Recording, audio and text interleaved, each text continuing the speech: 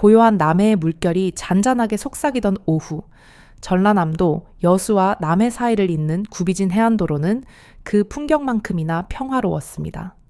이곳은 관광객들에게 잘 알려지지 않은, 오직 현지 사람들만이 아는 숨겨진 길이었죠. 4월의 따뜻한 햇살 아래 바닷바람은 갓피어난 봄꽃의 향기와 섞여 도로 위를 부드럽게 훑고 지나갔습니다. 도로를 따라 달리던 시선이 닿는 곳에는 미래차 공장이라는 다소 거창한 이름과는 달리 낡고 빛바랜 간판을 단 작은 정비소가 자리하고 있었습니다. 이 정비소는 세상의 속도와는 거리가 먼 기름때와 쇠 냄새가 섞인 그들만의 시간을 살고 있는 듯했습니다. 이 작은 왕국을 지키는 이는 28살의 배수진이었습니다. 짙은 남색 작업복을 입고 헝클어진 머리를 질끈 묶은 그녀의 모습은 영락없는 숙련된 정비사의 모습이었습니다. 수진의 손은 얇은 장갑 위로도 잔잔한 기름때가 배어 있어 그녀가 하루에도 수십 번씩 쇠붙이와 씨름하며 보내는 고단한 일상을 짐작케 했습니다. 그녀는 이 정비소를 홀로 운영하고 있었습니다. 아버지가 평생 정직과 성실을 신념으로 삼아 일구어 오신 곳이자 병상에 계신 어머니를 위한 생계의 유일한 터전이었죠. 사실 미래차 공장이라는 이름은 아버지가 낡은 공장을 물려주실 때 딸아, 우리는 오래된 차를 고치지만 고객들에게는 늘 안전한 미래를 선물해야 한다 며 지어주신 이름이었습니다. 하지만 현실은 냉혹했습니다. 수리할 차량 대부분은 10년이 훌쩍 넘은 노후차였고 최신 전자장치로 무장한 신차들이 쏟아져 나오는 시대에 구식 정비소는 점점 설 자리를 잃어가고 있었죠. 매달 비독촉 전화는 늘어났고 어머니의 항암 치료비는 수진이 감당하기엔 버거운 무게로 짓눌러 왔습니다. 오늘 아침에도 병원 측으로부터 연락이 왔습니다. 이번 달 치료비를 제때 납부하지 못하면 다음 단계 치료에 차질이 생길 수 있다는 통보였죠. 수지는 작업대 앞에서 한숨을 쉬며 눈앞에 찌든 렌치를 만지작거렸습니다. 아버님, 제가 제대로 하고 있는 걸까요? 정직하게 살면 언젠가 빛을 볼 거라고 하셨잖아요. 그녀의 눈빛은 잠시 흔들렸지만 이내 굳건하게 다시 돌아왔습니다. 그녀에게 포기란 사치였습니다. 그녀는 자신의 기술과 아버지의 신념, 그리고 어머니를 향한 책임감 외에는 가진 것이 없었습니다. 그때였습니다. 조용하던 국도에 갑자기 굉음과 함께 끼익하는 마찰음이 울려 퍼졌습니다. 수지는 본능적으로 고개를 들었습니다. 도로 중앙 공장으로부터 불과 50m 떨어진 지점에 한 대의 차량이 위태롭게 멈춰 서 있었습니다. 그 차는 연식이 꽤 되어 보이는 희미하게 빛바랜 노란색 세단이었습니다. 마치 만화 속에서 튀어나온 듯 시대착오적인 색상과 디자인을 가진 차량이었죠. 가장 충격적인 것은 엔진룸에서 하얀 연기가 마치 거대한 용의 숨결처럼 뿜어져 나오고 있다는 사실이었습니다. 수진의 심장이 덜컥 내려앉았습니다. 그녀는 늘 차를, 특히 고장난 차를 하나의 위급한 생명체처럼 대하는 습관이 있었습니다. 운전석 문이 열리고 한 노인이 급히 채서 내렸습니다. 70대 후반쯤으로 보이는 노인은 품위 있는 자세를 유지하려 애썼지만 당황한 기색을 숨기지 못했습니다. 노인의 이름은 강대호.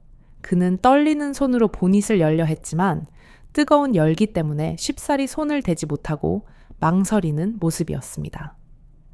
수지는 지체 없이 공장 문을 박차고 나섰습니다. 허리춤에 늘 차고 다니던 공구함을 단단히 여미고 큰 보폭으로 노인을 향해 걸어갔습니다. 그녀의 눈에는 오직 고장난 차와 그 앞에 서 있는 무력한 노인만이 들어왔습니다. 어르신, 괜찮으세요? 제가 좀 볼게요. 수지는 노인이 대답할 틈도 주지 않고 능숙하게 보닛을 열었습니다. 열기와 함께 솟구치는 하얀 증기가 수진의 얼굴을 덮쳤지만 그녀는 아랑곳하지 않았습니다. 그녀의 손은 마치 숙련된 외과 의사처럼 엔진룸 곳곳을 짚어 나갔습니다. 라디에이터 호스를 확인하고 냉각수 탱크를 점검하며 팬 벨트의 상태까지 세밀하게 훑었습니다. 그 모습은 단순히 기계를 다루는 행위가 아니었습니다. 그곳에는 오랜 세월 수많은 자동차의 고통과 숨결을 접해온 장인의 직관과 애정이 담겨 있었습니다. 노인, 강대호는 그저 멍하니 수진의 모습을 지켜볼 뿐이었습니다. 그는 평생을 대한 자동차라는 거대 기업을 일구어 온 인물이었습니다. 수많은 기술자와 엔지니어들을 만났지만 이렇게 젊은 여성이, 그것도 이런 외진 곳의 작은 정비소에서 이토록 빠르고 정확하게 문제를 진단하는 모습은 처음이었습니다. 그리고 더욱 놀라운 것은 그녀의 눈빛이었습니다. 돈을 벌고자 하는 욕심이나 귀찮음을 털어내려는 조급함이 아니라 오직 차의 상태를 회복시키겠다는 순수한 의지만이 가득했죠. 아, 여기네요. 라디에이터 호스가 터졌어요. 냉각수도 거의 다 샜고요. 수지는 확신에 찬 목소리로 진단 결과를 알리며 공구함에서 예비 호스와 응급 처치용 테이프를 꺼냈습니다. 그녀는 뜨거운 열기 속에서 땀방울을 뚝뚝 흘리면서도 놀라운 집중력을 발휘했습니다. 찢어진 부분을 임시로 봉합하고 새 호스로 교체하는 작업은 마치 물 흐르듯 유려했습니다. 강대호는 문득 깨달았습니다.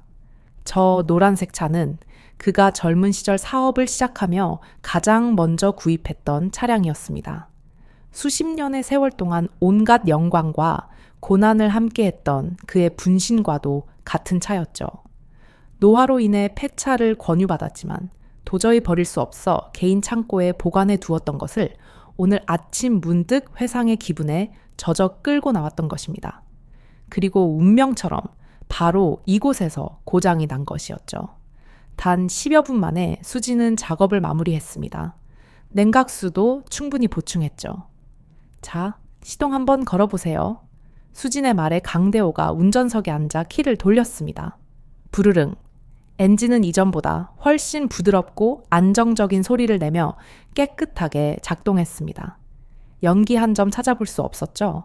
마치 마법과도 같은 일이었습니다.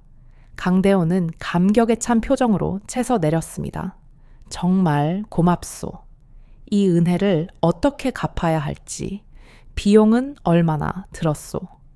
강대호가 지갑에서 두툼한 현금 뭉치를 꺼내자 수지는 환한 미소를 지으며 손사래를 쳤습니다. 아닙니다, 어르신.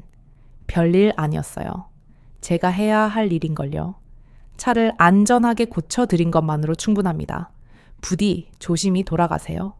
수지는 그렇게 말하며 뒤돌아 낡은 정비소 안으로 성큼성큼 걸어 들어갔습니다.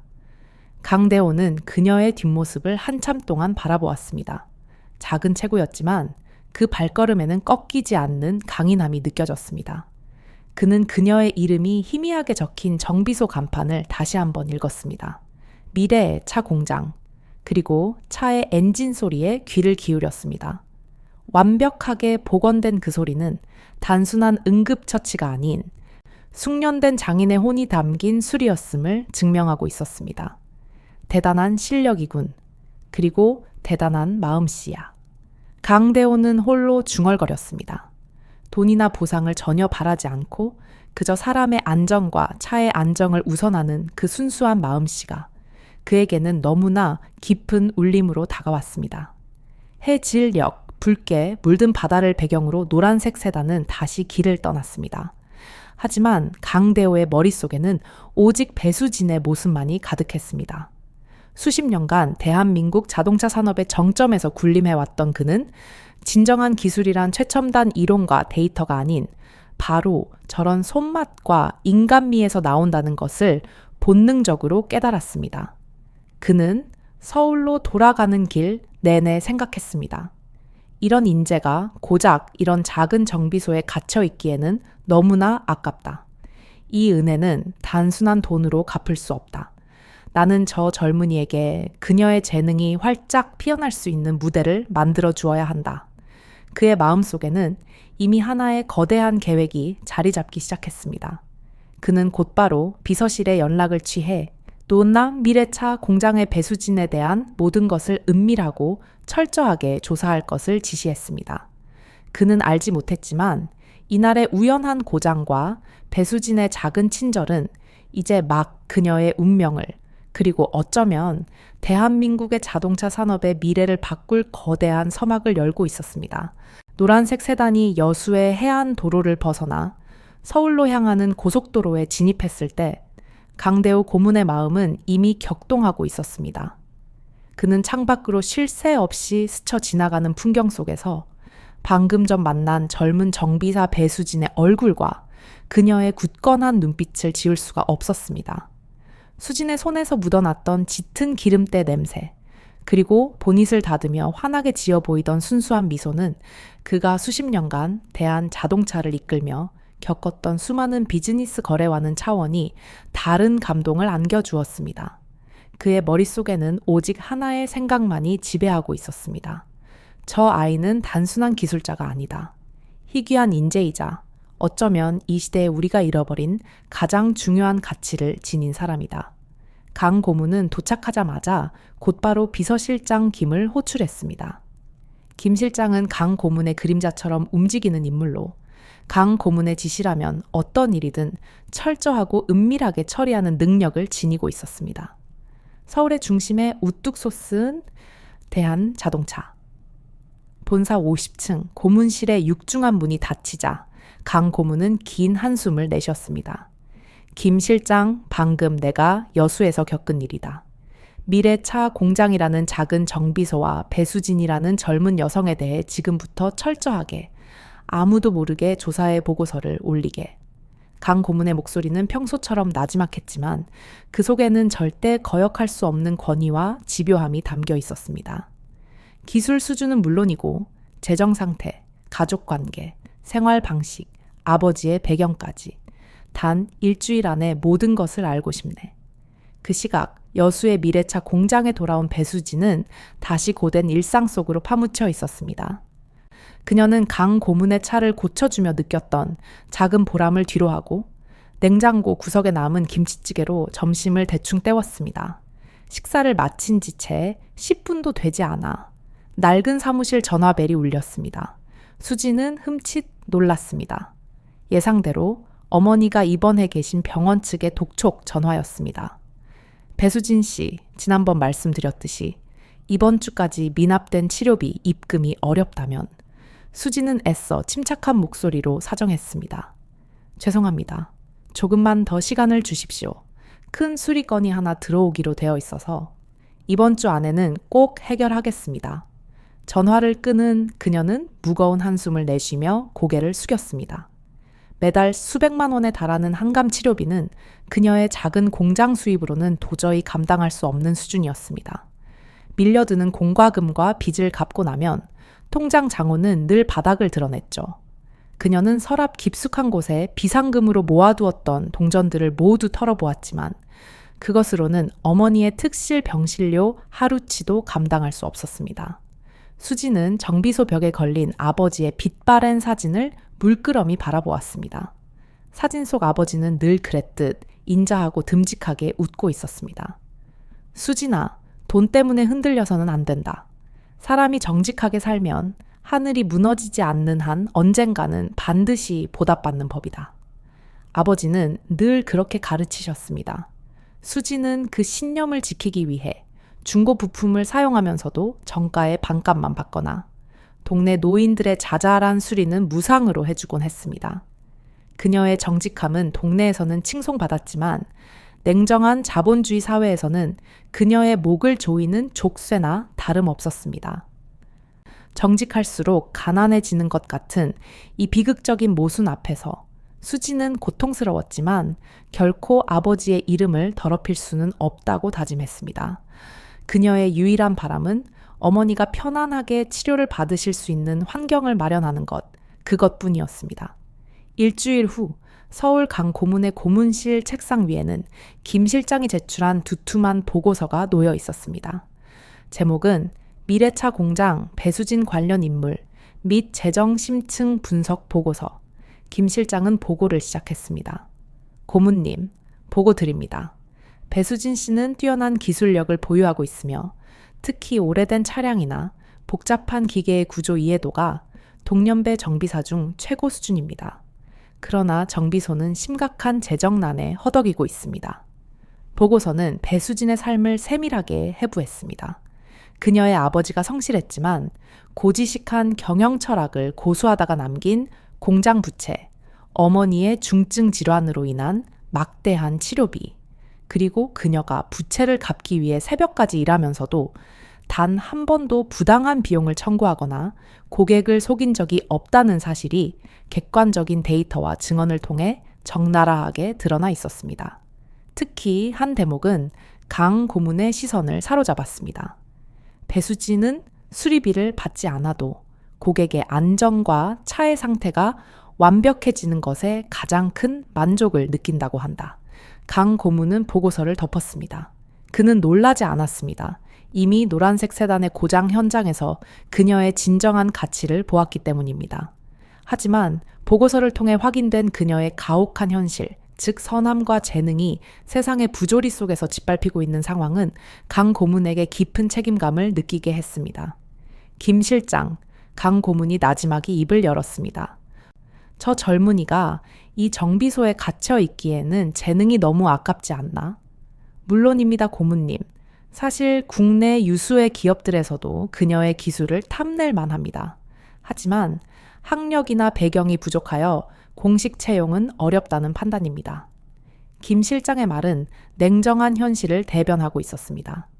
대한민국의 기업 문화, 특히 지난남 대한자동차 가도와 같은 거대 조직은 학벌과 배경이라는 높은 장벽을 세우고 있었으니까요. 강 고문은 창밖을 내다보았습니다. 서울의 스카이라인은 화려했지만 그는 그 화려함 속에서 잊혀가는 진정성이라는 가치를 생각했습니다. 기술은 가르칠 수 있지만 저런 정직하고 따뜻한 마음은 가르칠 수 없다. 대한자동차는 지금 전기차 시대를 맞아 새로운 도약을 준비하고 있었습니다. 이론과 데이터만으로는 채울 수 없는 현장 경험과 인간적인 통찰력이 절실히 필요한 시점이었습니다. 그는 결심했습니다. 그녀에게 새로운 삶의 기회를 주는 동시에 대한자동차 카프의 미래를 위한 최고의 투자를 하는 것이라고. 김 실장 배수진 씨에게 대한자동차 연구소의 온 특별 기술 고문 다급 자리를 제안하게. 강 고문의 지시는 단호했습니다. 김 실장은 당황했습니다. 네? 특별 고문이십니까? 학위도 없고 나이도 젊은데. 학위가 중요한 게 아니다. 차를 기계가 아닌 생명체로 대하는 마음, 그리고 시뮬레이션으로는 알 수 없는 현장의 감각. 우리 연구소에 지금 필요한 건 바로 그것이다. 그녀의 급여는 지금 버는 수입의 최소 10배 이상으로 책정하고 그녀의 어머니 병원비 걱정을 덜어줄 수 있도록 최고 대우를 보장하게. 강 고문은 자리에서 일어나 보고서를 집어들었습니다. 이 제안은 동정이나 시혜가 아님을 분명히 전하게. 이것은 그녀의 능력에 대한 정당한 가치평가이자 대한자동차의 미래를 위한 투자다. 그리고 가장 중요한 것, 그녀가 이 거대한 변화 앞에서 흔들리지 않도록 충분한 시간을 주고 진심으로 설득해야 할 것이다. 그의 눈빛은 굳건했습니다.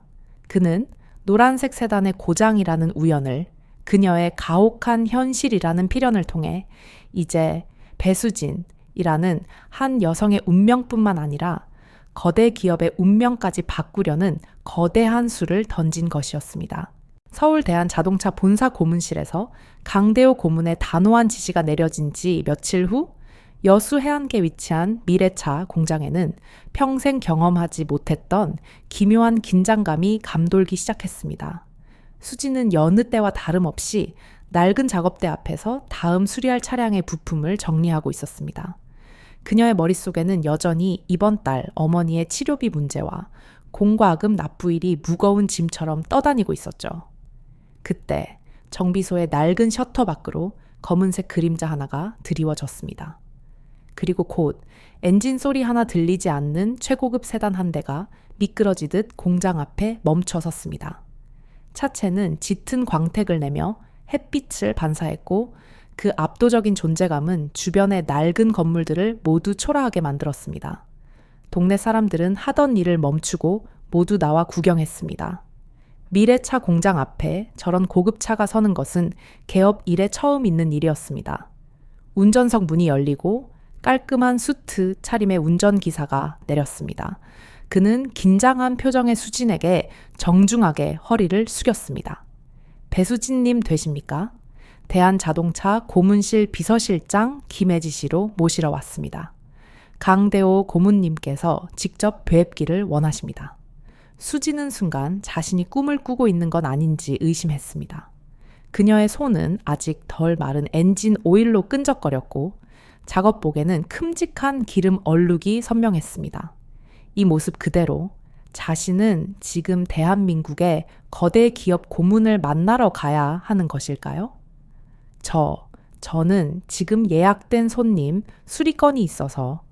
그녀가 당황하여 말을 더듬었지만 운전기사는 미동도 없이 침착하게 대답했습니다. 고문님께서 모든 일정을 조율해 두셨습니다. 3시에 모시기로 되어 있습니다. 서울에서 기다리고 계십니다. 거절할 수 없는 권위가 담긴 정중함이었습니다. 수지는 붉어진 얼굴로 서둘러 작업복을 벗고 가장 깨끗한 옷으로 갈아입었습니다. 손톱 밑에 기름때는 아무리 닦아도 지워지지 않았지만 그녀는 더 이상 신경 쓸 겨를이 없었습니다. 고급 세단에 몸을 실은 수지는 창밖으로 멀어지는 낡은 정비소와 동네 풍경을 바라보았습니다. 차 안은 외부 소음은 물론 엔진 소리조차 거의 들리지 않는 완벽한 정적이 감돌았습니다. 최고급 가죽 시트와 정교한 내부 장식, 최첨단 편의 장치들은 수진이 평생 다뤄왔던 낡은 차량들과는 차원이 다른 세상이었습니다. 차는 곧 서울을 향해 내달렸고 고속도로의 빠른 속도 속에서도 차량 내부는 마치 구름 위를 떠다니는 것처럼 안정적이었습니다. 수지는 긴장과 호기심 속에서 자신이 이 거대한 변화의 흐름에 휩쓸려 어디로 향하게 될지 알 수 없었습니다. 차는 서울의 번잡한 도심을 지나 고풍스러운 한옥들이 모여있는 외곽의 조용한 주택가에 도착했습니다. 높은 담장과 잘 가꾸어진 조경수 사이로 규모가 엄청난 전통 한옥 저택이 위용을 드러냈습니다. 바로 강대호 고문의 거처였습니다. 현관 앞에서 강 고문은 직접 수진을 맞이했습니다. 며칠 전 노란색 세단 앞에서 보았던 소박한 노인의 모습과는 달리 이제 그는 고풍스러운 한복 차림으로 압도적인 위엄을 풍기고 있었습니다. 하지만 그의 눈빛과 미소는 여전히 따뜻했습니다.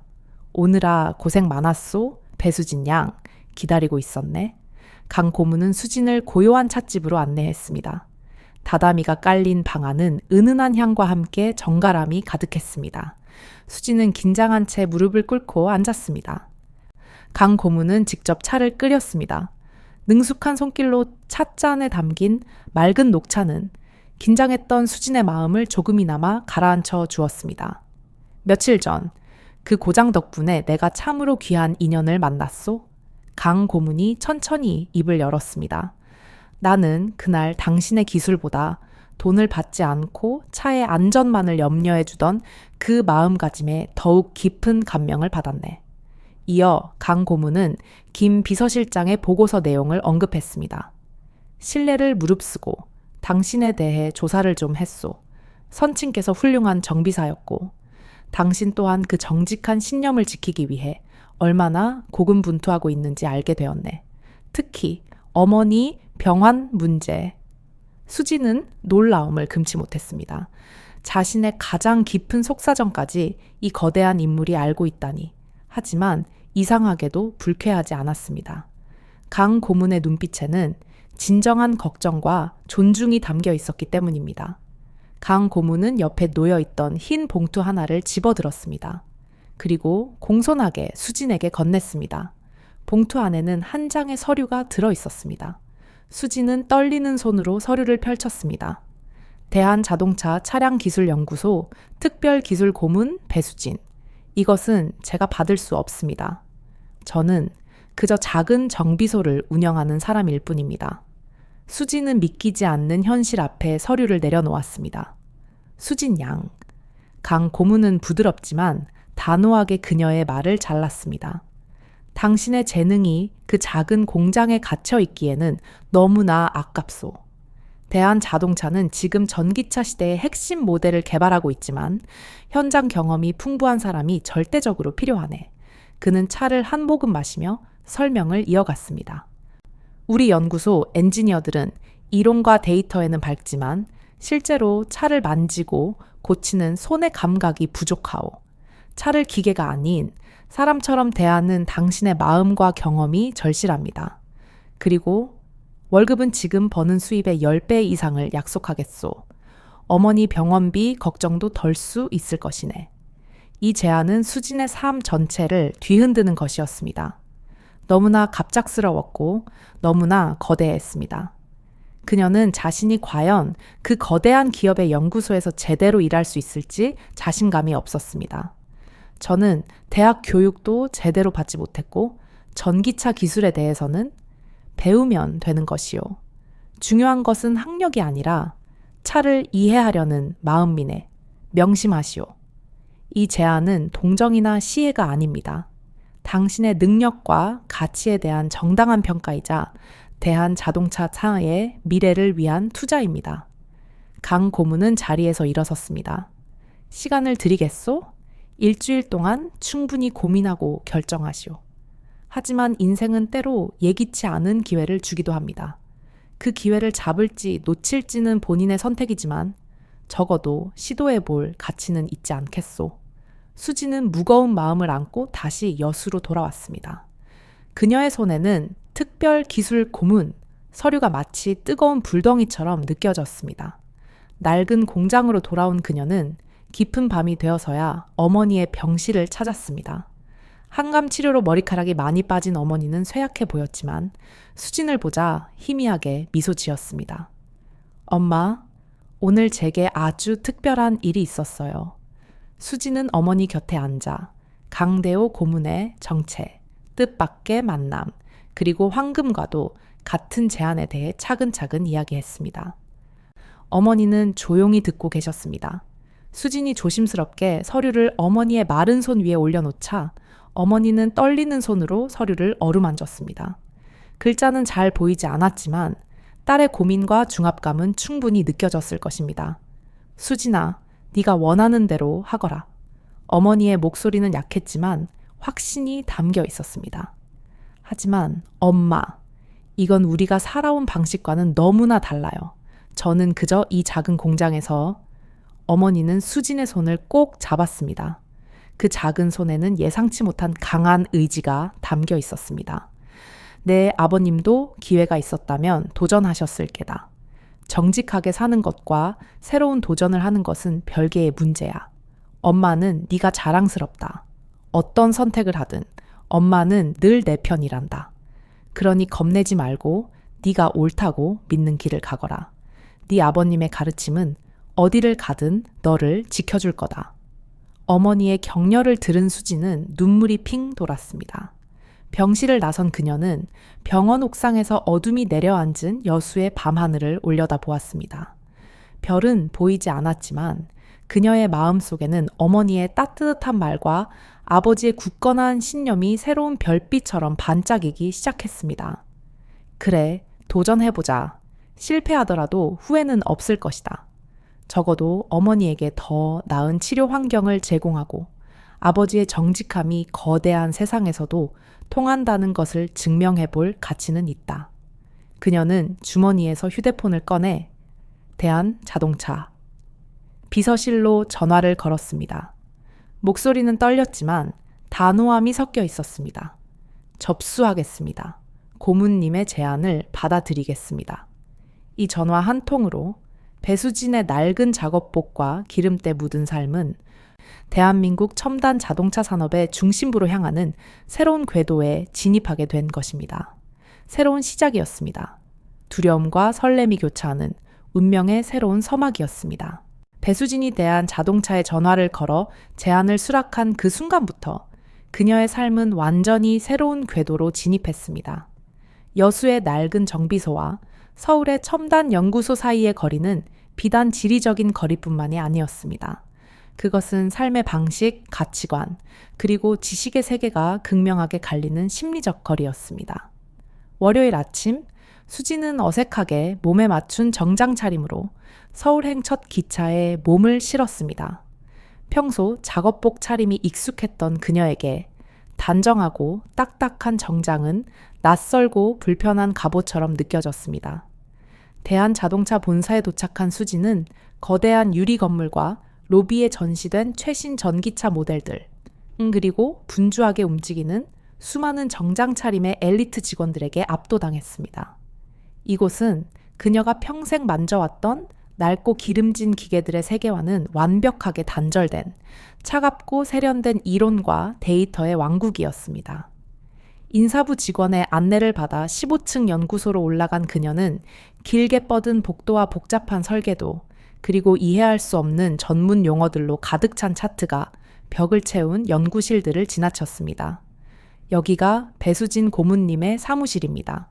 그녀에게 배정된 사무실은 작았지만 깨끗했고 창밖으로는 서울의 스카이라인이 한눈에 들어왔습니다. 책상 위에는 최신 노트북과 함께 난생 처음 보는 수많은 전문 자료들이 쌓여 있었습니다. 전기차, 모터 효율, 배터리 에너지, 밀도, 인버터 제어 알고리즘. 수진이 아는 세상은 렌치와 오일, 그리고 고장난 차의 소리로 가득 차 있었는데 이곳은 온통 복잡한 수학 공식과 첨단 기술의 언어로 이루어진 세상이었습니다. 그녀는 의자에 앉아 깊은 한숨을 내쉬었습니다. 자신이 과연 이곳에서 무엇을 할 수 있을지 두려움과 불안감이 파도처럼 밀려왔습니다.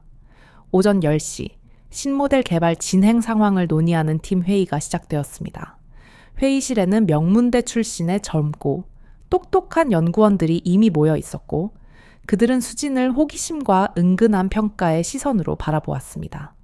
새로 오신 특별 고문님이시군요.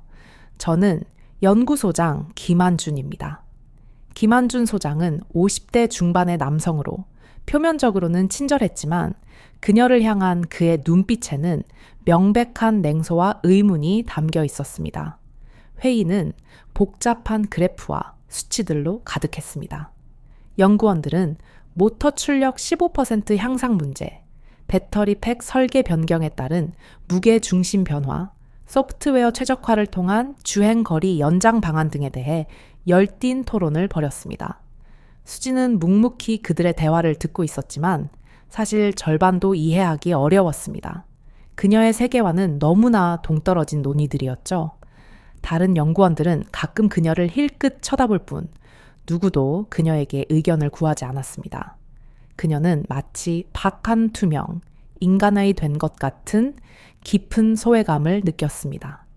점심시간 수백 명의 직원들로 북적이는 사내 식당에서 수지는 구석진 자리에 홀로 앉아 식사를 했습니다. 주변에서는 연구원들이 전문적인 대화를 나누고 있었고 수지는 그들의 대화에 끼어들 틈을 찾지 못했습니다. 그녀는 이곳이 자신의 세상이 아니라는 뼈아픈 현실을 다시 한번 깨달았습니다. 하지만 포기할 수는 없었습니다. 그녀는 어머니의 격려와 아버지의 신념, 그리고 강 고문의 신뢰를 배신할 수 없었습니다. 그녀는 퇴근 후에도 홀로 남아 연구 자료들을 꼼꼼히 공부했습니다. 전기차의 기본 원리부터 최신 기술 동향까지. 모르는 단어와 개념들은 하나하나 노트에 적어 외우고 이해하려 노력했습니다. 그녀는 이론과 데이터는 부족했지만 차를 고치는 장인의 집념과 근면함으로 이 거대한 지식의 장벽을 허물려 했습니다. 연구소 생활이 시작된 지 2주가 되었을 무렵 신모델 전기차의 최종 설계를 검토하는 중요한 디자인 리뷰 회의가 열렸습니다. 대한자동차의 주요 임원들까지 참석한 모델의 미래를 결정하는 중대한 자리였습니다. 이번 모델은 우리의 미래를 결정할 제품입니다. 김한준 소장은 자신감 넘치는 목소리로 유려한 디자인과 압도적인 주행 성능을 자랑하는 프로토타입 모델을 발표했습니다. 임원들은 만족스러운 표정으로 고개를 끄덕였고 모든 기술적인 상세사항은 완벽해 보였습니다. 수지는 조용히 스크린을 주시했습니다. 배터리 구조, 모터 설계, 전력 제어 시스템 등 모든 것이 논리적이고 과학적으로 보였습니다. 그러다 문득 냉각 시스템 설계도가 화면에 나타났을 때 그녀의 눈이 멈췄습니다. 라디에이터와 배터리 팩의 위치, 그리고 공기 흐름의 경로. 시뮬레이션 데이터는 완벽한 효율을 보장하고 있었지만 그녀의 손의 감각은 무언가 이상하다고 경고했습니다. 수지는 망설였습니다. 이곳에 온 지 고작 2주밖에 안 된 학력도 배경도 없는 신참이 수백 번의 시뮬레이션을 거친 엘리트 엔지니어들의 설계에 이의를 제기한다는 것은 엄청난 부담이었습니다. 침묵이 회의실을 지배했고 아무도 질문을 던지지 않았습니다. 하지만 이대로 넘어간다면 실제 도로에서 반드시 큰 문제가 생길 것이라는 확신이 들었습니다. 그것은 단순한 추측이 아니라 10년 넘게 차의 고통을 직접 느껴온 장인의 직관이었습니다. 수지는 천천히 손을 들었습니다. 모든 시선이 그녀에게 집중되었습니다. 김한준 소장의 눈썹이 싸늘하게 올라갔습니다. 수지는 떨리는 목소리를 애써 진정시키며 입을 열었습니다. 죄송합니다. 냉각 시스템에 대해 질문이 있습니다. 이 구조대로라면 특히 한국의 습하고 더운 여름철, 고속도로 정체 구간에서 장시간 운행할 경우 배터리 온도가 위험 수위까지 상승할 가능성이 있습니다. 회의실이 술렁였습니다. 한 임원이 물었습니다. 근거가 있습니까? 우리는 수백 번의 시뮬레이션을 거쳤습니다. 수지는 스크린을 손가락으로 가리켰습니다. 라디에이터 하부와 배터리 팩 사이의 간격이 너무 좁습니다. 시뮬레이션은 이상적인 조건을 가정했겠지만 실제 도로에서는 먼지와 이물질이 쌓여 공기 흐름이 막힐 것입니다. 이는 곧 냉각 효율 저하로 이어집니다.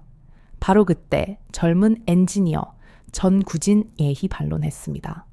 그것은 추측에 불과합니다. 데이터로 증명할 수 있습니까? 수지는 고개를 저었습니다. 데이터는 없습니다. 하지만 저의 현장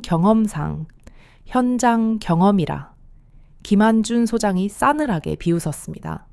고작 작은 정비 공장의 경험으로 우리 대한자동차의 첨단 기술을 평가하시는 겁니까? 분위기는 차갑게 얼어붙었습니다. 수지는 얼굴이 붉어졌지만 물러서지 않았습니다. 제가 10년 넘게 수리한 차량 중 비슷한 구조를 가진 차들은 모두 같은 문제를 겪었습니다. 현장의 변수는 시뮬레이션이 모두 잡아낼 수 없습니다. 적어도 추가적인 실도로 조건 테스트가 필요합니다. 임원 중 한 명이 사색에 잠긴 표정으로 김 소장의 말을 잘랐습니다. 배 고문의 의견에도 일리가 있군요. 재검토해 보는 것이 좋겠습니다.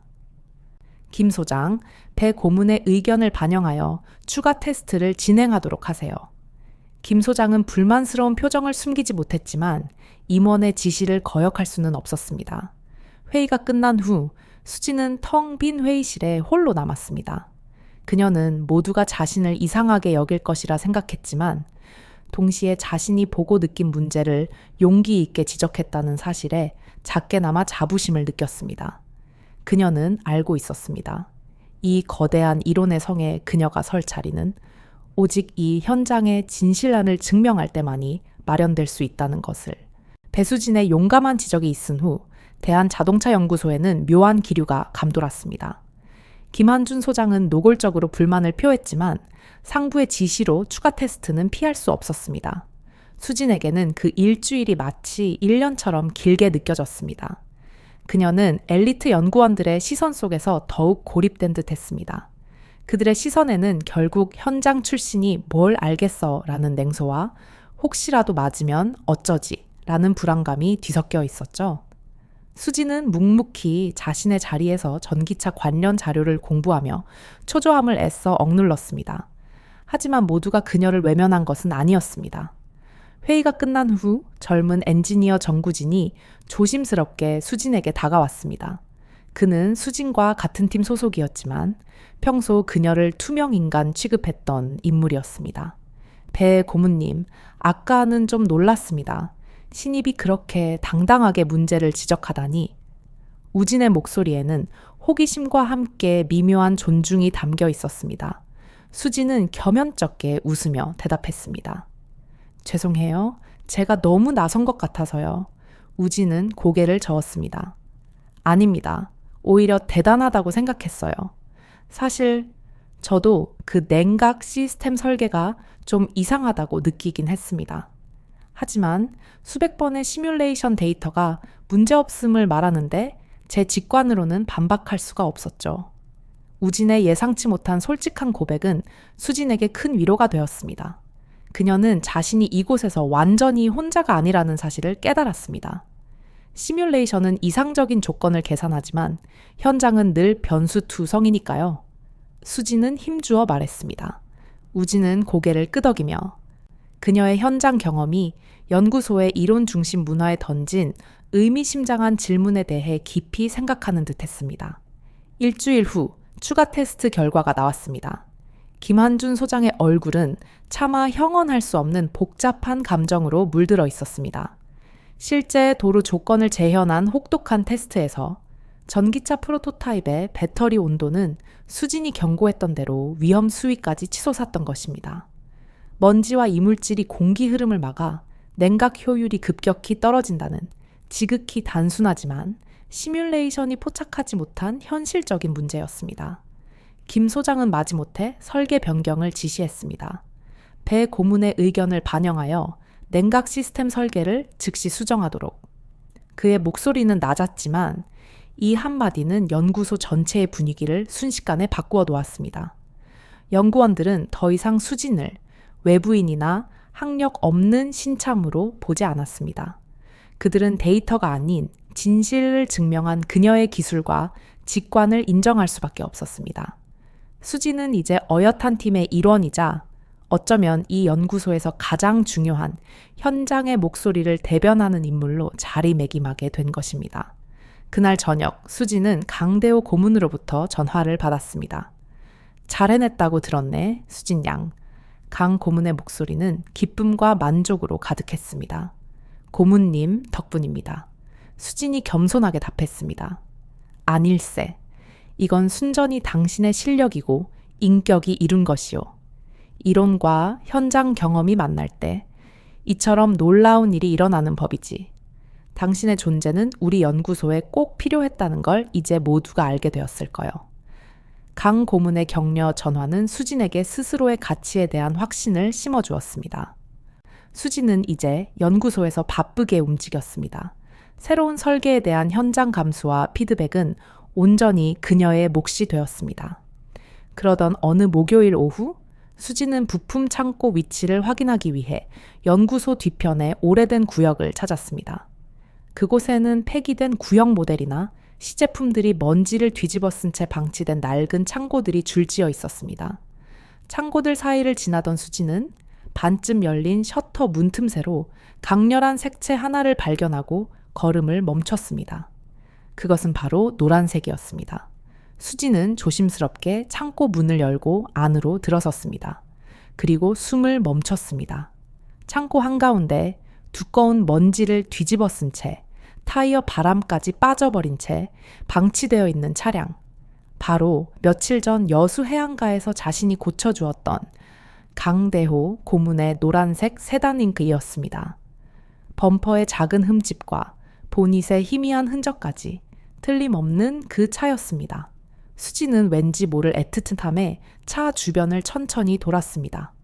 그녀에게 이 차는 단순한 고철 덩어리가 아니라 자신의 운명을 바꾼 기적의 매개체였습니다. 차작구려 수진 양. 등 뒤에서 익숙하지만 조금은 쇠약해진 목소리가 들렸습니다. 강대호의 고문이었습니다. 그는 평소보다 더 나이 들어 보였지만 눈빛만은 여전히 맑았습니다. 고문님, 이 차가 왜 여기에? 수지는 놀라 물었습니다. 강 고문은 노란색 세단으로 다가가 보닛을 부드럽게 쓰다듬었습니다. 그 손길에는 깊은 애정과 회한이 담겨 있었습니다. 이 차가 나에게는 단순한 자동차가 아니었소. 대한자동차를 처음 시작했을 때 내가 가장 먼저 산 차였지. 이 작은 노란색 차가 내게는 전부였어. 이 차를 타고 전국을 돌아다니며 투자를 유치했고 아내와 아이들을 태웠고 사업의 고난과 영광을 모두 함께 했네. 그의 눈가에 잠시 아련한 추억의 빛이 스쳤습니다. 하지만 회사가 커지고 체면을 생각해야 할 때가 오니 이 차를 타고 다니기가 어려워졌지. 폐차하라는 권유도 많았지만 도저히 그럴 수가 없더군.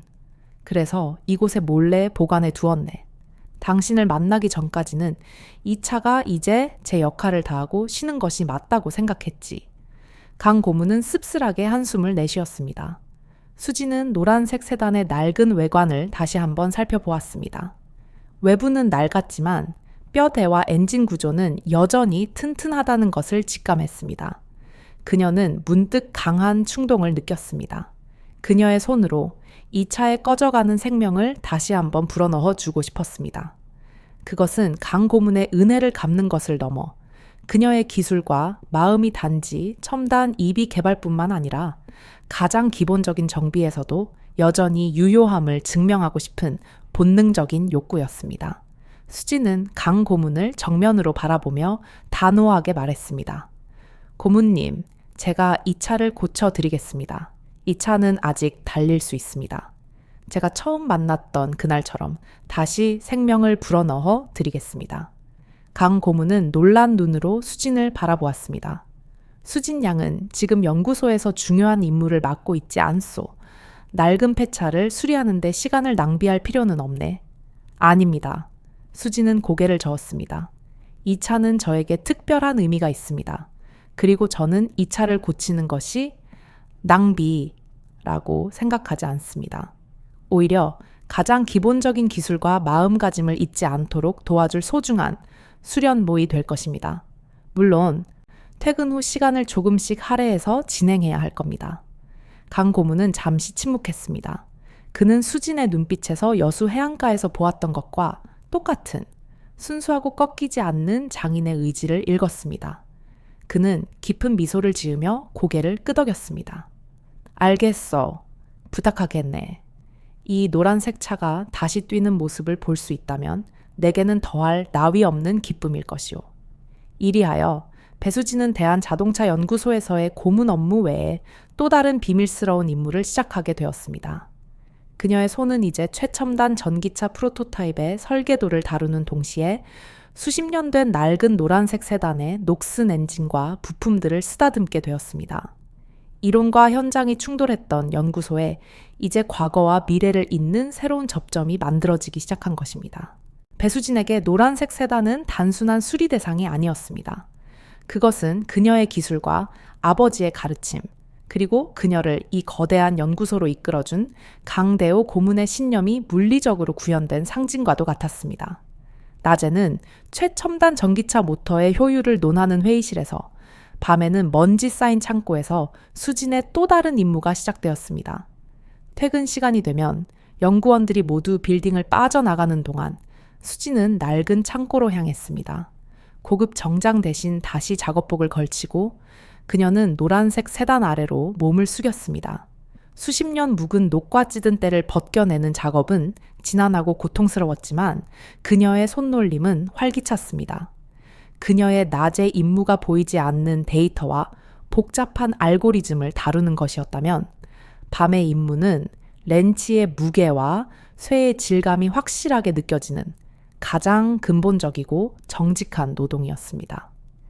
이 극명한 대비 속에서 수지는 오히려 자신이 진정한 균형점을 찾아가고 있음을 느꼈습니다. 얼마 지나지 않아 그녀의 비밀스러운 작업에 동참하는 이가 생겼습니다. 바로 젊은 엔지니어 전구진이었습니다. 그는 수진의 실력을 인정하고 존중하게 된 후 그녀의 뒤를 따라 창고를 찾았습니다. 우진은 처음에는 단순히 호기심에서 시작했습니다. 배 고문님, 제가 뭘 좀 도와드릴 수 있을까요? 이런 구형차를 만져보는 건 처음이라. 그는 첨단 시뮬레이션 프로그램을 다루는 데는 능숙했지만 엔진의 피스톤이 어떻게 움직이는지, 브레이크 패드가 어떻게 마찰력을 발생시키는지에 대해서는 교과서적인 지식 외에는 아는 바가 거의 없었습니다. 수지는 기꺼이 그의 멘토가 되어 주었습니다. 그녀는 노란색 세단을 거대한 움직이는 교재로 삼았습니다. 정 연구원님, 최신 전기차의 토크 제어도 결국 이 구형 엔진의 기본 원리에서 시작된 거예요. 보세요. 이 피스톤이 상사점에서 하사점으로 내려올 때 폭발력이 어떻게 생성되는지 느껴봐야 해요. 데이터가 아닌 손으로 느끼는 거예요. 그녀의 설명은 명쾌하고 생생했으며 교과서의 추상적인 이론과는 전혀 달랐습니다. 우진의 합류 소식은 연구소 내 젊은 엔지니어들 사이로 빠르게 퍼져나갔습니다. 곧이어 2명, 3명의 연구원들이 퇴근 후 창고로 모여들기 시작했습니다. 그들은 모두 대한민국의 최고 엘리트들이었지만 그들 역시 첨단 기술 뒤에 숨겨진 기계의 영혼단을 직접 만져보고 싶었던 것입니다. 그들에게 녹슨 쇠를 사포로 닫고 굳어버린 오일을 제거하며 수많은 볼트와 너트를 조립하는 과정은 신선한 충격이자 잊고 있던 근본으로 돌아가는 귀중한 경험이었습니다. 와, 이 브레이크 패드는 완전히 닳아 없어졌네요. 시뮬레이션에서는 마모율 0.01%만 고려했는데 현장은 이렇군요. 한 연구원이 경악하며 말했습니다. 수지는 미소 지었습니다. 그래서 차는 늘 사람의 마음처럼 예측 불가능한 거예요. 데이터가 전부가 아니죠.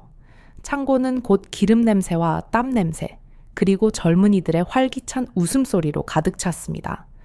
그들은 단순한 수리를 하는 것이 아니라 이론과 데이터에 갇혀 있던 자신들의 사고방식에 새로운 숨결을 불어넣고 있었습니다.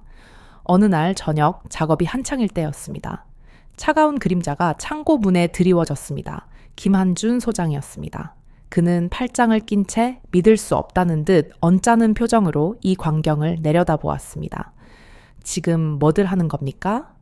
연구소의 엘리트들이 이 낡은 고철 덩어리를 고치는 데 귀한 시간을 낭비하고 있는 겁니까?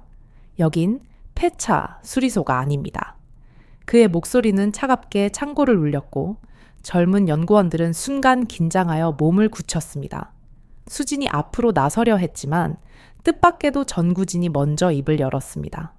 그의 목소리는 떨렸지만 확신에 차 있었습니다. 소장님, 이건 시간 낭비가 아닙니다.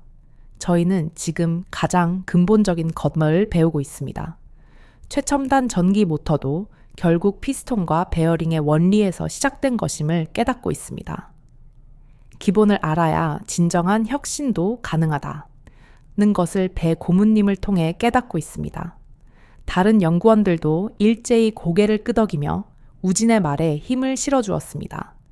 김 소장의 표정은 더욱 굳어졌습니다. 그는 이 젊은이들의 열정과 논리적인 반박 앞에서 더 이상 반박할 말을 찾지 못했습니다. 그는 한숨을 내쉬고는 고개를 돌렸습니다. 좋습니다. 마음대로 하세요. 하지만 본업에 지장이 없도록 하십시오. 김 소장의 등장은 잠시의 위협이었을 뿐 오히려 이 비밀 프로젝트의 정당성을 연구소 내부에 공식적으로 각인시키는 계기가 되었습니다. 한 달의 시간이 흘렀습니다. 노란색 세단은 완전히 새로운 모습으로 태어났습니다. 엔진은 분해와 세척, 부품 교체를 거쳐 매끄럽게 재조립되었고 찌그러졌던 차체는 펴지고 희미했던 도색은 다시 선명한 노란색으로 빛났습니다. 마침내 시동을 거는 날 강대호 고문도 창고를 찾았습니다. 그는 낡은 간이 의자에 앉아 기대감과 긴장감이 뒤섞인 표정으로 수진을 바라보았습니다. 수진이 키를 돌렸습니다. 부르릉. 엔진은 전보다 훨씬 조용하고 안정적인 소리를 내며 부드럽게 돌아가기 시작했습니다. 강 고문의 눈가에 잔잔한 물기가 고였습니다. 믿을 수가 없군. 새 차 같아. 수진 양. 강 고문은 직접 운전석에 앉았습니다. 핸들을 잡은 그의 손은 떨렸습니다. 그는 천천히 창고를 벗어나 연구소 주변을 한 바퀴 돌았습니다. 돌아온 강 고문의 얼굴에는 수십 년 전 사업을 막 시작했을 때의 젊은 활기가 다시 피어나는 듯했습니다. 고맙소, 수진 양. 그리고 여기 함께 해준 젊은 연구원들도 모두 고맙네. 그는 진심으로 고마움을 전했고 연구원들은 뿌듯함과 자부심으로 가득 찼습니다. 이 작은 노란색 세단의 부활은 대한자동차연구소에 작은 파장을 일으켰습니다. 젊은 연구원들은 배수진을 단순한 고문이 아닌 진정한 멘토로 존경하게 되었고 이론과 현장의 융합만이 진정한 혁신을 이끌어낼 수 있다는 깨달음을 얻었습니다. 그리고 며칠 후 대한자동차에서 신모델 전기차 프로토타입의 공식 공개 행사가 열렸습니다. 모두가 첨단 기술의 결정체인 새로운 EV 모델에만 시선이 집중되어 있었을 때 행사장 한쪽 주차장에 예상치 못한 광경이 펼쳐졌습니다. 바로 최신 전기차 옆에 윤기 나는 노란색 세단이 당당하게 자리하고 있었던 것입니다. 강 고문이 직접 몰고 온 것이었습니다. 과거와 미래, 정직함과 혁신이 한자리에서 만난 순간이었습니다. 누군가 나지막이 말했습니다. 저것이 바로 대한자동차의 첫 영혼이군요. 수지는 두 차를 번갈아 바라보았습니다. 노란색 세단은 아버지의 정직함과 과거의 지혜를, 전기차는 어머니의 희망과 미래를 상징하는 듯했습니다. 그녀는 이제 알았습니다. 자신이 이곳에 온 이유, 그리고 자신의 역할이 무엇인지. 그것은 바로 과거의 가치를 존중하며 미래를 만들어가는 진정한 엔지니어가 되는 것이었습니다. 노란색 세단의 부활과 최신 전기차의 성공적인 공개 이후 배수진은 대한자동차연구소의 명실상부한 핵심 인재가 되었습니다. 그녀가 입사한 지 1년이 흐르는 동안 그녀의 예측은 단 한 번도 빗나간 적이 없었고 신모델 개발 과정에서 그녀의 현장 피드백은 절대적인 권위를 가지게 되었습니다. 이제 젊은 연구원들은 수진을 배고문님이라 칭하며 이론이 막히면 데이터 대신 그녀의 경험을 먼저 찾았습니다. 수진의 삶은 안정되었습니다. 어머니는 더 이상 치료비 걱정 없이 최고 수준의 병원에서 편안하게 치료를 받으실 수 있었고 그녀의 얼굴에는 그늘 대신 성취감과 기쁨이 자리 잡았습니다. 여수에 미래차 공장은 주말에만 문을 열었지만 이제는 희망을 안고 돌아갈 든든한 고향과 같은 존재가 되었습니다. 그러던 어느 날 안타까운 소식이 전해졌습니다. 강대호 고문의 건강이 급격히 악화되었다는 소식이었습니다. 평생을 강인한 의지로 살아왔던 노인의 갑작스러운 쇠약은 연구소 전체에 깊은 그림자를 드리웠습니다. 수지는 곧바로 서울 외곽의 한옥 저택을 찾았습니다.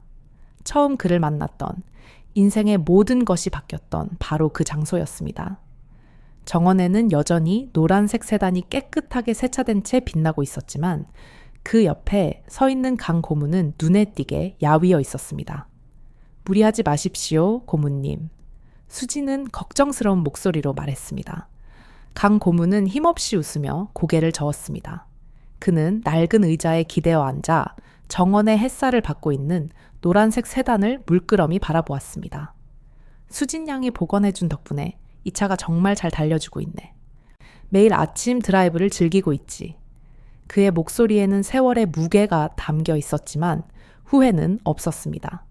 두 사람은 나란히 앉아 말없이 차를 바라보았습니다. 고요한 침묵 속에서 강 고문이 천천히 입을 열었습니다. 수진 양, 내가 당신을 연구소로 부른 이유를 이제는 완전히 알겠소? 수지는 잠시 생각한 뒤 대답했습니다. 저의 기술과 현장 경험을 인정해 주셨기 때문이라고 생각합니다. 강 고문은 미소를 지으며 고개를 저었습니다. 그것도 맞지만 더 중요한 이유가 있네. 당신은 차를 단순한 기계로 보지 않아. 사람처럼, 영혼을 가진 생명체처럼 대했지. 나는 당신이 그 노란색 세단에 다시 생명을 불어넣는 모습을 보며 확신했네. 진정으로 좋은 차는 기술이 아니라 바로 그런 마음에서 만들어진다는 것을. 강 고문은 깊은 숨을 내쉬었습니다. 요즘 연구소는 기술에만 집착하고 있어. 물론 중요하지. 하지만 결국 차는 사람이 타는 것이요. 사람의 마음과 안전을 이해하는 당신 같은 사람이 필요했지. 그리고 당신은 내 믿음이 옳았음을 증명해 주었소. 잠시 후 강 고문은 조심스럽게 하나의 부탁을 했습니다. 수진 양, 내게 부탁이 하나 있네.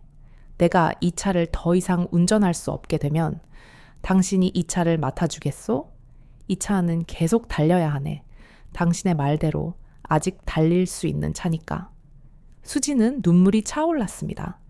그에게 그토록 소중한 자신의 운명과도 같은 차를 자신에게 맡긴다는 것은 단순한 선물이 아니었습니다. 고문님, 그런 말씀 마십시오. 아직 오래오래 타실 수 있습니다. 강 고문은 애써 현실을 받아들이는 듯한 평온한 미소를 지었습니다. 수지는 그의 주름진 손을 잡고 굳게 약속했습니다. 약속하겠습니다. 이 차가 계속 달릴 수 있도록 제가 지켜드리겠습니다. 한 달 후 강대호 고문이 입원했다는 소식이 전해졌습니다. 수지는 급히 병원으로 달려갔습니다. 병실 침대에 누워있는 강 고문은 이전보다 훨씬 쇠약해져 있었지만 수진을 보자 힘겹게 몸을 일으키려 했습니다. 와, 주웠구려. 고모님, 울지 마십시오. 저는 충분히 잘 살았소. 그리고 마지막에 당신을 만날 수 있었던 것은 내게 큰 행운이었네. 강 고문은 침대 옆 서랍에서 두 개의 물건을 꺼냈습니다. 하나는 노란색 세단의 키였습니다. 이제 이 차는 당신의 것이요. 약속대로 이 차가 계속 달리도록 해주시오. 수지는 눈물을 참으며 무거운 책임감과 함께 키를 받아들였습니다. 그리고 강 고문은 또 다른 흰 봉투를 건넸습니다. 또 하나, 이건 당신 아버지의 공장을 위한 것이요. 공장을 확장하고 현대화하는 데 사용하시오. 수지는 놀라 봉투를 열었습니다. 안에는 천문학적인 액수가 적힌 수표가 들어 있었습니다. 고문님, 저는 이미 너무 많은 것을 받았습니다. 이것은 받을 수 없습니다. 이것은 선물이 아니라 투자는요. 강 고문의 목소리는 약해졌지만 단호함만은 여전했습니다. 당신 같은 사람이 더 많은 사람을 가르치기를 바라네. 기술과 마음, 이 두 가지를 모두 갖춘 정비사를 양성하는 데 이 돈을 쓰시오. 그래야 대한민국의 차들이 그리고 사람들의 삶이 더 안전해질 것이오. 며칠 후 강대호 고문은 조용히 세상을 떠났습니다. 그의 장례식에는 국내 재계의 거물들이 대거 참석했습니다. 하지만 수진의 눈에 가장 인상적이었던 것은 장례식장 한켠에 주차된 노란색 세단과 그 차를 타고 온 평범한 사람들의 행렬이었습니다.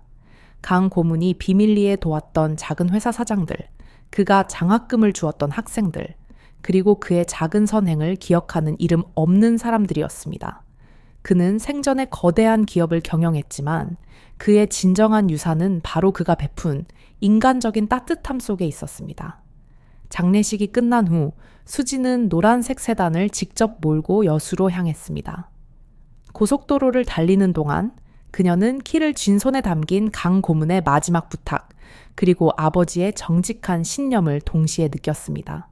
바다는 여전히 푸르렀고 바람은 시원했습니다. 공장에 도착한 수지는 강 고문이 남긴 막대한 자금으로 공장 확장 공사를 시작했습니다. 미래차 공장은 이제 단순한 정비소를 넘어섰습니다. 그것은 기술과 마음을 계승하는 학교가 될 준비를 마친 것입니다.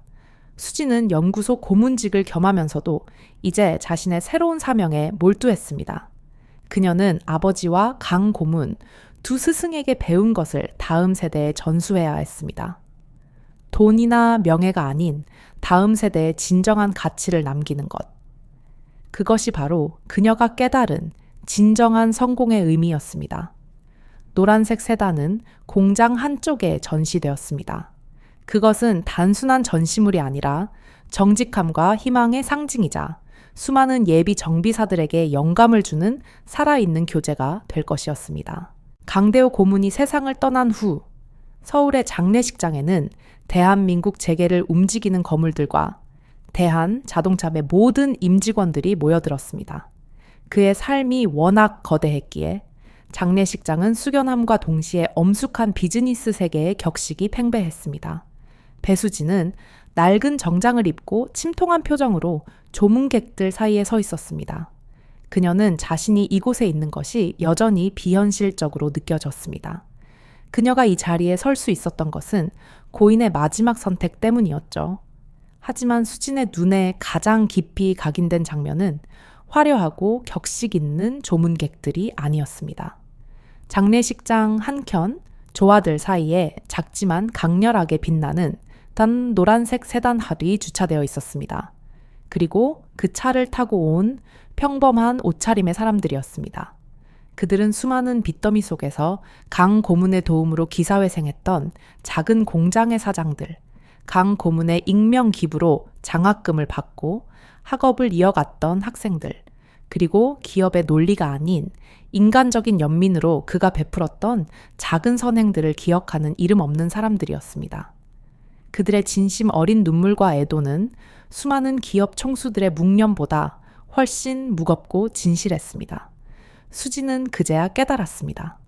강대호 고문의 진정한 유산은 대한 자동차 파함계 매출이나 기술력이 아니라 바로 그가 자신의 권력과 재물을 이용해 지켜내고 키워낸 인간적인 가치아였다는 것을, 그의 삶은 정직함으로 가난했던 아버지의 삶이 거대한 권력을 만났을 때 어떻게 아름다운 결실을 맺을 수 있는지를 보여주는 완벽한 증거였습니다. 장례식이 끝난 후 수지는 노란색 세단의 운전석에 앉아 시동을 걸었습니다. 키는 그녀의 손에 있었지만 그녀는 자신이 이 차의 주인이 아니라 수호자라는 것을 알고 있었습니다. 그녀는 강 고문이 생전에 그랬던 것처럼 노란색 세단을 직접 몰고 서울을 벗어났습니다. 고속도로를 달리는 동안 그녀는 운전대 위에 놓인 강 고문의 마지막 편지와 봉투, 그리고 그 속에 담긴 막대한 금액이 주는 압도적인 무게를 느꼈습니다. 이것은 투자요. 당신 같은 사람이 기술과 마음을 모두 갖춘 정비사를 양성하기를 바라네. 그녀는 그 돈이 자신의 개인적인 안락을 위한 것이 아니라 다음 세대의 교육을 위한 강 고문의 마지막 집념 항임을 분명히 이해했습니다. 여수로 돌아오는 길, 그녀는 처음 강 고문을 만났던 고요한 해안 도로를 다시 달렸습니다. 푸른 바다와 솔직한 바닷바람은 여전했습니다. 그녀는 노란색 세단의 부드러운 엔진 소리를 들으며 눈을 감았습니다. 그녀의 삶이 극적으로 바뀌기 시작했던 우연한 고장, 그 우연이 그녀의 정직함이라는 필연을 만났고, 이제 그 필연은 다시 새로운 사명이라는 운명을 낳은 것입니다. 공장에 도착한 수지는 지체하지 않았습니다. 그녀는 강 고문의 자금을 아버지의 공장 확장에 사용하기 시작했습니다. 낡고 비좁았던 미래차 공장은 첨단 시설을 갖춘 현대적인 교육 공간으로 변모했습니다. 하지만 그녀는 건물을 확장하면서도 아버지의 낡은 작업대와 강 고문의 노란색 세단이 섰던 그 자리만큼은 보존했습니다. 그것은 이 모든 것의 시작이었으니까요. 미래차 공장은 단순한 정비소를 넘어 미래 자동차 정비 교육권으로 새롭게 태어났습니다. 연구소 고문직을 계속 수행하면서도 수지는 주말과 여가 시간을 쪼개어 교육권의 첫 제자들을 맞이했습니다. 첫 기수 학생들은 우연히 소문을 듣고 찾아온 의욕 넘치는 젊은이들이었습니다. 수지는 첫 수업에서 렌치를 들기 전에 가장 먼저 가르쳐야 할 것을 강조했습니다. 여러분, 이곳에서는 단순히 기술만 배우지 않습니다. 그녀는 노란색 세단 옆에 서서 학생들을 바라보았습니다. 우리는 차에 대한 마음가짐, 그리고 사람에 대한 태동카를 배울 것입니다. 찌든 기름때를 닦아내듯 눈에 보이지 않는 고객의 불안과 걱정까지 닦아내야 합니다. 그것이 바로 진정한 정비사가 되는 길입니다. 강대호 고문님께서 우리에게 남기신 가장 중요한 유산이죠. 그녀는 노란색 세단을 교육권의 상징으로 문 정직과 희망의 교재로 삼았습니다. 학생들은 최신 전기차 모터의 원리를 배우면서도 동시에 노란색 세단의 낡은 엔진을 분해하고 조립하며 기계의 가장 근본적인 숨결을 이해했습니다. 그들은 수진을 통해 이론과 현장, 과거와 미래가 충돌하는 것이 아니라 조화를 이루어야 한다는 것을 배웠습니다. 어느 날 저녁, 모든 학생과 직원들이 퇴근한 후 수지는 혼자 공장 안에 남아 있었습니다. 그녀는 벽에 걸린 아버지의 사진 옆에 강대호 고문의 사진을 조용히 걸었습니다. 두 분 모두 그녀의 삶의 길을 밝혀준 스승이었습니다. 그녀는 두 분의 사진을 바라보며 나지막이 속삭였습니다. 아버님, 그리고 고문님, 이제 알겠습니다. 진정한 성공이란 돈이나 명예가 아니라 다음 세대에 무엇을 남길 수 있느냐에 달린 것이라는 것을요. 창밖은 어두워졌지만 교육권 내부의 노란색 세단은 조명 아래 황금빛으로 빛나고 있었습니다. 그것은 강대호 고문의 정신이 이 차와 함께 계속 살아 숨쉬고 있다는 증거였습니다.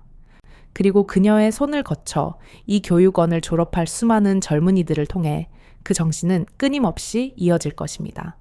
배수진의 이야기는 여기서 끝이 아닙니다. 오히려 새로운 시작입니다. 미래 자동차 정비 교육권난은 앞으로 수많은 배수진을 배출할 것이며 그들은 기술과 마음들 모두 갖춘 정비사가 되어 세상의 자동차들이 조금 더 안전하게, 사람들의 삶이 조금 더 따뜻하게 유지되도록 기여할 것입니다. 그리고 노란색 세단은 계속 달릴 것입니다. 비록 느리고 오래되었지만 가장 정직하게, 가장 꾸준하게, 마치 우리 모두의 삶이 그래야 하는 것처럼